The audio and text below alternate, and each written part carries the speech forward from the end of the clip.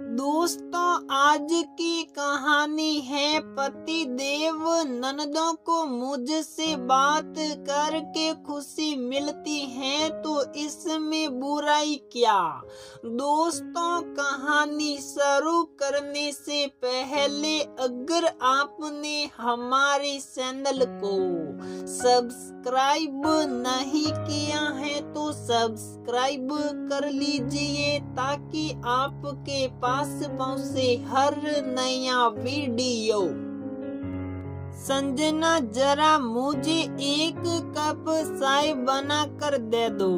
Sanjana phone पर बड़ी ननद महिमा से बात कर रही थी और मयंक उन दोनों की बातें सुन सुन कर उबा जा रहा था।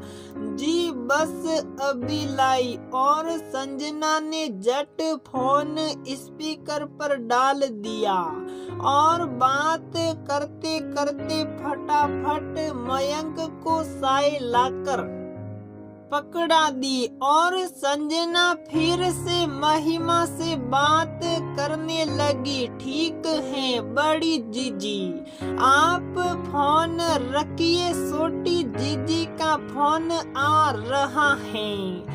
महिमा से बात करने के बाद संजना म्यूरी से बात करने लगी। मयंक संजना का मुंह निहार रहा था। कितना बतियाती है, फोन पर थकती भी नहीं। संजना की 3 ननदे महिमा, म्यूरी और मोनिका, तीनों ही ननदे संजना को बहुत प्यार करती। आखिर तीनों ननदों की छोटी और लाडली भौजाई जो थी संजना सास ससुर को देखा नहीं। संजना की शादी के 2-3 साल पहले ही दोनों साल बसे थे। बस इन्हीं ननदों से ही सारा प्यार और सुख मिला संजना को। ससुराल का संजना ने अपना नियम बना लिया था कि जैसे दिन भर में एक बार मायके बात करती है वैसे ही तीनों ननदों से भी दिन में एक बार बात जरूर करनी है, चाहे कुछ भी हो जाए। आखिर मैं उनकी इकलौती भाभी जो ठहरी, लेकिन तीनों ननदों को संयुक्त परिवार में होने के कारण रात में ही समय मिलता और तीनों ननदों को उसका यही प्यार बहुत अच्छा लगता। लेकिन मयंक संजना को इतना बतियाता देखकर चिढ़ जाता। क्या जरूरी है रोज सबसे बात करना, और इतना बात करते करते तुम थकती भी नहीं। मयंक, आप ये बताइए कि जैसे मैं अपने मायके दिन भर में एक बार बात जरूर करना चाहती हूँ तो क्या जीजी लोगों को मन नहीं या बात करने का होता होगा।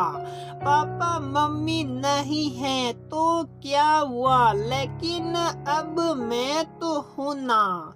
और जीजी लोग बताती हैं कि संजना जब से तुम आई हो तब से वहाँ पर बात होने लगी, वरना पापा मम्मी के जाने के बाद मयंक तो हफ्तों बात ही नहीं करता था हम लोगों से।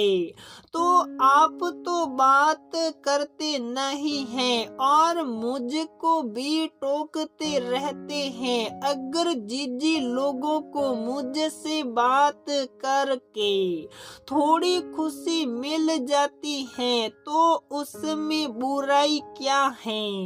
मैं तो चलो अकेले के कारण दिन में खाली हो जाती हूँ, लेकिन जीजी लोग तो संयुक्त परिवार में हैं तो उनको तो रात में ही समय मिल पाता है, बल्कि आपको तो और ज्यादा खुश होना चाहिए कि आपकी अर्धांगिनी आपकी बहनों को साथ लेकर चल रही है।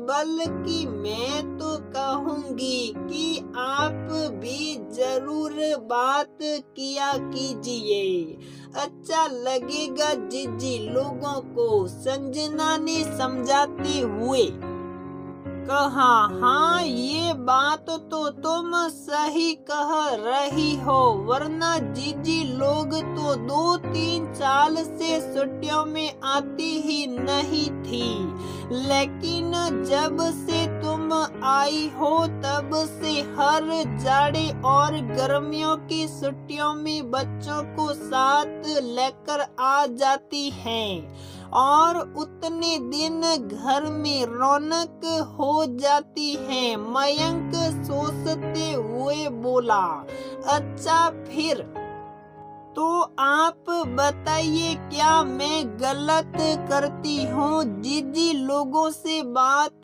करके? संजना ने मयंक का चेहरा निहारा। नहीं संजना, तुम बिल्कुल सही करती हो, क्योंकि तुमने परिवार को प्यार के एक सूत्र में बांध कर रखा है। जीजी लोग तो तुम्हारी प्रशंसा भी बहुत करती हैं कि भाग्यशाली हैं हम सभी लोग जो संजना जैसी समझदार और प्यार करने वाली भाभी मिली है, वरना तो भाभियां ननदों से दूर ही रहना पसंद करती हैं। और जानती हो, ये भी कह रही थी कि इसीलिए तुम्हारे जीजाजी भी बहुत प्रसन्न हैं।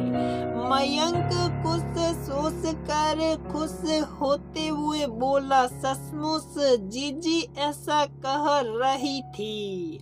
संजना ये सुनकर और सहक उठी। उसके दिल में ननदों के लिए और ज्यादा प्यार उमड़ पड़ा। हाँ, सचमुच मैं ही गलत था जो मैं तुमको बात करने के लिए टोकता था। मयंक पछताता हुआ बोला, तो फिर आपको मुझको फोन से बात करने में आपत्ति नहीं है? फिर से संजना सहक उठी। नहीं, बिल्कुल भी नहीं, तुम जब चाहो जितना चाहो बात कर सकती हो, लेकिन साथ ही साथ इस बंदे का भी ख्याल करो जिससे तुम्हारी शादी हुई है। मयंक शरारत से मुस्कुराते हुए बोला,